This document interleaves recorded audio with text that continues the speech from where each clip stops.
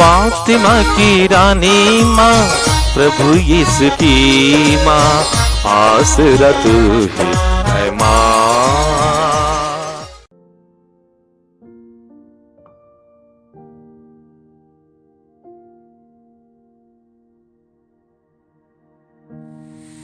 पहला पाठ संत यूहन्ना का पहला पत्र, अध्याय 1 पद संख्या 5 से अध्याय 2 पद संख्या 2 तक। हमने जो संदेश यीशु मसीह से सुना है और तुमको भी सुनाते हैं वह यह है, ईश्वर ज्योति है और उसमें कोई भी अंधकार नहीं। यदि हम कहते हैं कि हम उसके जीवन के सहभागी हैं किंतु अंधकार में चल रहे हैं तो हम झूठ बोलते हैं और सत्य के अनुसार आचरण नहीं करते। परंतु यदि हम ज्योति में चलते हैं जिस तरह वह स्वयं ज्योति में है तो हम एक दूसरे के जीवन के सहभागी हैं और उसके पुत्र यीशु का रक्त हमें हर पाप से शुद्ध कर देता है। यदि हम कहते हैं कि हम निष्पाप हैं तो हम अपने को धोखा देते हैं और हम में सत्य नहीं है।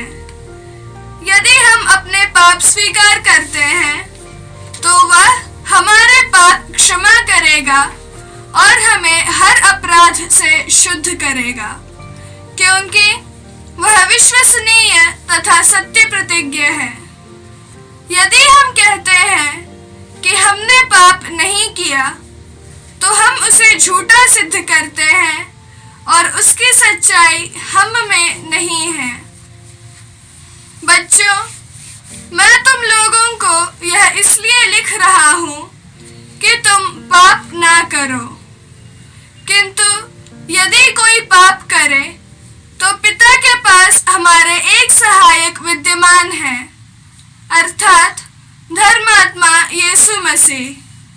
उसने हमारे पापों के लिए प्रायश्चित किया है और न केवल हमारे पापों के लिए बल्कि समस्त संसार के पापों के लिए भी। यह प्रभु की वाणी है। ईश्वर को धन्यवाद। भजन अनुवाक्य, हमारी आत्मा पक्षी की तरह बहेलिए के फंदे से निकल गई है। हमारी आत्मा पक्षी की तरह बहेलिए के फंदे से निकल गई है। यदि प्रभु ने हमारा साथ नहीं दिया होता तो जब लोगों ने हम पर चढ़ाई की और हम पर उनका क्रोध भड़का तब वे हमें जीवित ही निगल गए होते। अनुवाक्य, हमारी आत्मा पक्षी की तरह बहेलिए के फंदे से निकल गई है। हमारी आत्मा पक्षी की तरह बहेलिए के फंदे से निकल गई है।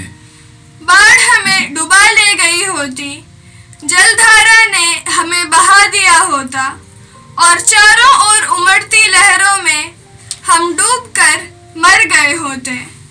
अनुवाक्य, हमारी आत्मा पक्षी की तरह बहेलिए के फंदे से निकल गई है। हमारी आत्मा पक्षी की तरह बहेलिए के फंदे से निकल गई है। देखो, फंदा टूट गया है और हम बच गए हैं। प्रभु का नाम ही हमारा सहारा है। उसी ने स्वर्ग और पृथ्वी को बनाया है। अनुवाक्य, हमारी आत्मा पक्षी की तरह बहेलिए के फंदे से निकल गई है। हमारी आत्मा पक्षी की तरह बहेलिए के फंदे से निकल गई है। जय घोष, अल्लेलुया अल्लेलुया। हे ईश्वर, हम तुझे धन्य कहते हैं, हम तुझे प्रभु मानते हैं। हे प्रभु, शहीदों का भव्य समुदाय तेरा गुणगान करता है। अल्लेलुया। प्रभु आप लोगों के साथ हो और आपकी आत्मा के साथ। संत मत्ती के अनुसार प्रभु यीशु ख्रिस्त का पवित्र सुसमाचार। हे प्रभु तेरी महिमा हो। अध्याय 2 पद संख्याएं 13 से 18। ज्योतिषियों के जाने के बाद प्रभु का दूत यूसुफ को स्वप्न में दिखाई दिया और बोला, उठिए, बालक और उसकी माता को लेकर मिस्र देश भाग जाइए, जब तक मैं आपसे न कहूं वहीं रहिए, क्योंकि हेरोद मरवा डालने के लिए बालक को ढूंढने वाला है। यूसुफ उठा और उसी रात बालक और उसकी माता को लेकर मिस्र देश चल दिया। वह हेरोद के मरने तक वहीं रहा, जिससे नबी के मुख से जो प्रभु ने कहा था वह पूरा हो जाए। मिस्र देश से मैंने अपने पुत्र को बुलाया।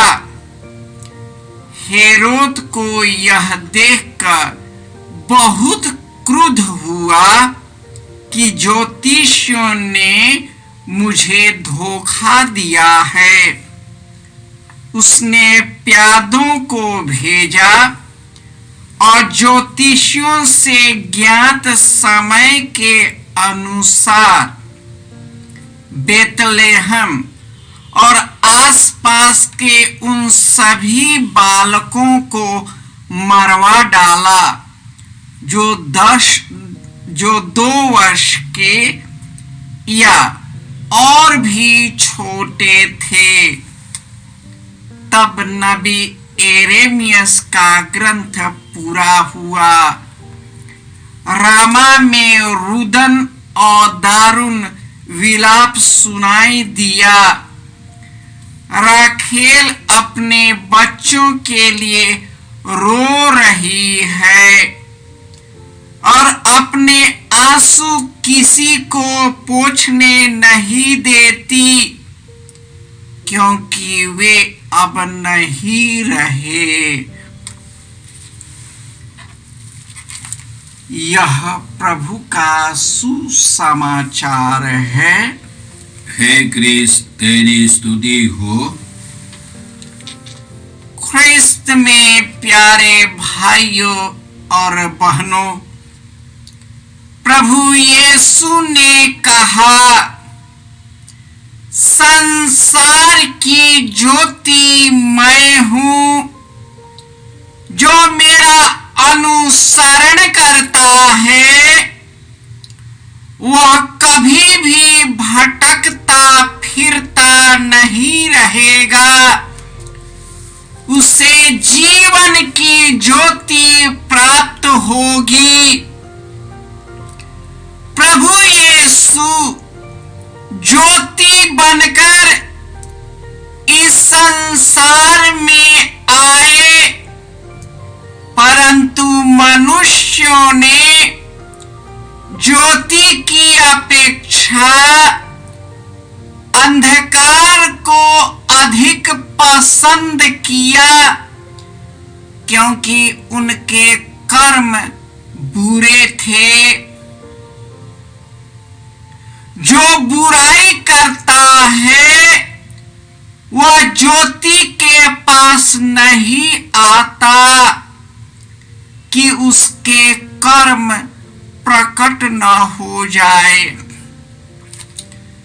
प्रभु यीशु ज्योति बनकर हम मनुष्यों जैसे पैदा हुआ, परंतु राजा हेरोद, जो अपने देशों का रक्षक था, अपने ही लोगों का भक्षक बन जाता है।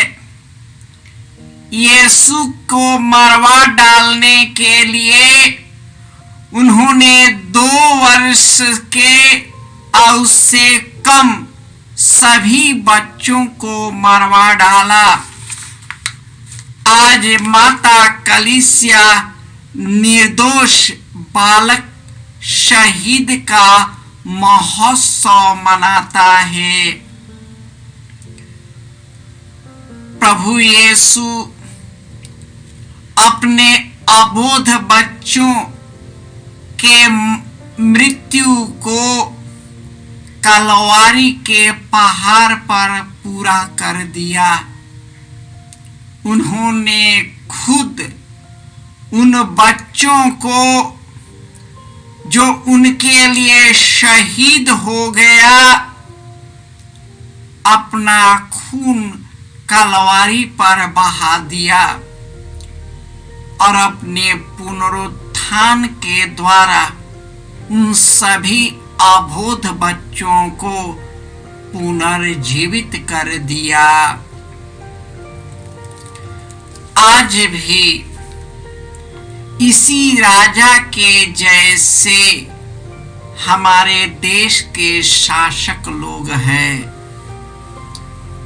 हमारे इस देश में और संसार में ऐसे निरंकुश शासक हुआ है और आज भी है, जो अपने लोगों को जीना हराम कर देता है। हमारे देश की स्थिति देखिए, अन्न उपजाने वाले को ही हमारे शासक लोग दुत्काल रहे हैं। वे अपने ही इच्छा पूर्ति में लगे हैं, अपने ही कमाई के साधन में जुड़े हुए हैं। इन्हें न देश की परवाह है, न लोगों की परवाह है।